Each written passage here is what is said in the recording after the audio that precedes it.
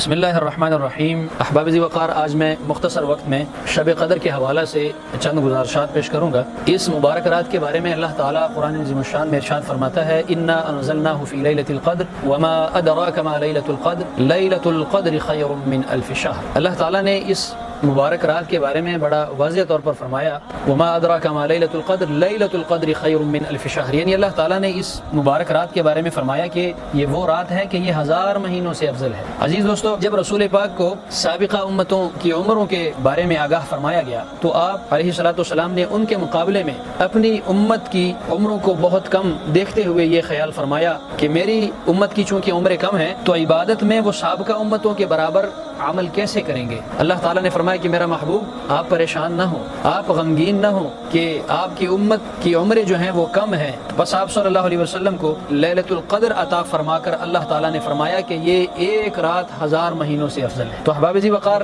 یہ 1000 مہینے جو ہیں یہ بنتے ہیں کتنے ہیں؟ 1000 مہینے جو ہیں 83 برس 4 ماہ بنتے ہیں۔ دراتیا کالا او سلور میاس دغه یو شپه کسو کی عبادتو کی دراتیا کالا او سلور میاس جوڑی دیوش پہ عبادت۔ اس میں 2 نقطے ہیں۔ جس شخص کی یہ ایک رات عبادت میں گزری اس نے 83 برس 4 ماہ کا زمانہ پایا۔ یوں سمجھے کہ اس نے 83 سال اور 4 ماہ کی جو ہے وہ عبادت میں گزار دی۔ اس مبارک رات کو جو کثرت کے ساتھ دعا مانگنی چاہیے وہ دعا آپ کو پڑھ کے سنانے لگا ہوں۔ یہ بڑی ہی برکت والی دعا ہے۔ یہ دعا حضور علیہ الصلوۃ والسلام اس مبارک رات کو اللہ تعالیٰ کے حضور مانگا کرتے تھے۔ وہ دعا کیا ہے؟ اللہم انک عفو کریم تحب العفو فاعف عنی، یعنی اے اللہ بے شک تو معاف فرمانے والا، کرم کرنے والا، تو معاف کرنے کو پسند فرماتا ہے، تو میرے گناہوں کو بھی معاف فرما دے۔ اللہ تعالیٰ کی حضور دعا ہے کہ اللہ تعالیٰ ہمیں اس مبارک رات کو سر بسجود ہونے، قرآن کی تلاوت کرنے اور